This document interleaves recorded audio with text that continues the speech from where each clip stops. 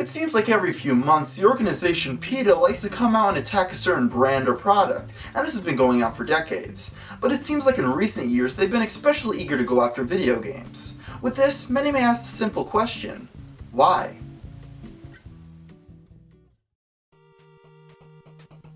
In 1980, two animal rights activists in the Washington, D.C. area by the names of Ingrid Newkirk and Alex Pacheco started the animal rights organization entitled People for the Ethical Treatment of Animals, or as most people call it, PETA.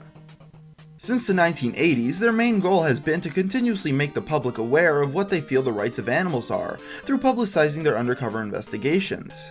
The other thing that their organization is known for is the in-your-face publicity stunts that they continuously use to bring attention to their causes.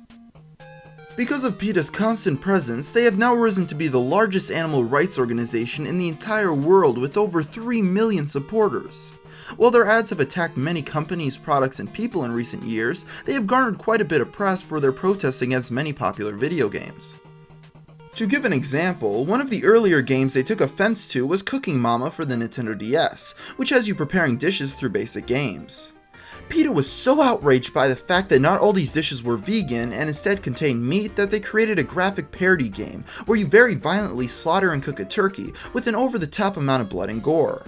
I'm only showing you the part of the game where you prepare PETA's tofu alternative dish, since the rest is pretty graphic, but I'll leave a link to the game in the description if you can't help yourself.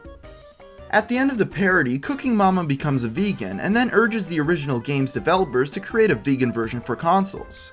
While most may very understandably disagree with PETA's stance, it's at least somewhat understandable that they don't like a game that promotes eating animals, but this is only the beginning.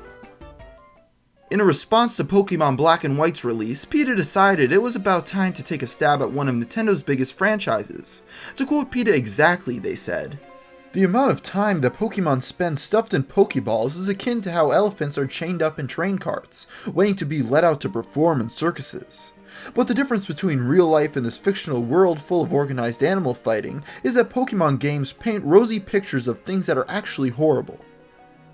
Along with this message, they created a parody game entitled Pokemon Black and Blue, in which you play as Pikachu and friends as you battle the evil psychotic humans that inhabit the world. Most saw this as completely ridiculous, and that the jump from Pokemon battles to elephant abuse was completely absurd, and that they entirely missed the point of the games.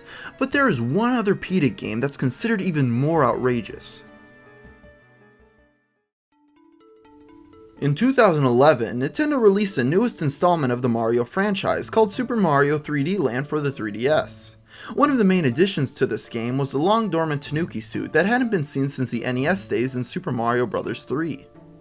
With this, PETA saw it as fodder to create a game and a press statement condemning the suit because the Tanuki is a real-life animal that's skinned alive for its fur. They claim that Nintendo is condoning this animal cruelty by giving Mario the ability to use this power-up. After this story, almost everyone, including gamers, Nintendo, and media outlets, called out PETA for these accusations. Most thought it was extremely unreasonable to claim that Mario is condoning the skinning of animals because of a silly power-up in a children's game, leading many to ask what PETA's problem was. After some backlash for their Mario game, PETA's media coordinator went on record to say that their game was made to be tongue-in-cheek. So why would they do something that they knew would cause so much controversy? Well, the answer is actually very simple, which is to bring attention to the real-life issue of raccoon dogs being skinned alive. And the stunt seemed to work considering the game was played by over 250,000 people in the first 36 hours. Even with them only creating the game to spread their message, it brings up a very good question, which is whether the ends justifies the means. While many may see PETA's actions as irritating and unacceptable, others may try to look at it through their perspective. Through their game, which makes the outrageous suggestion that Mario skins raccoon dogs alive, many learned about the horrible treatment of the animal in real life. So if through this game they were able to garner enough attention to stop the unethical practice of skinning raccoon dogs alive, would it make their actions to get to that point justified? Let me try giving another somewhat similar example. Let's say hypothetically you are a police officer who just brought in a man that kidnapped a young girl, but refuses to tell you where she's at. Your two options would be A, to keep on interrogating the man to the lengths the law allows in hopes he'll tell you where she's at before she starves to death, or B, use whatever means necessary to get that information out of him. PETA basically runs on the same philosophy, which in this case was that they would do whatever they deemed necessary to spread their message of the cruelty against the raccoon dog, but whether you agree with this strategy is completely up to you. What amazes me personally is how much coverage each one of these stories receive. PETA has been pulling publicity stunts like these for years to get their message across, yet websites continue to report on them and people continue to click on the stories. I mean, I'm just as responsible as everyone else just by making this video.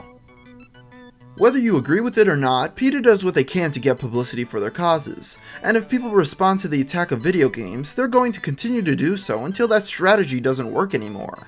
So no, they don't really hate video games. On the contrary, they actually showered the Nintendog series with praise for its positive treatment of animals. So in conclusion, if everyone hates PETA's tactics so much, the best thing you can do is not even click on the headlines, because if that no longer works, they'll move on to something else.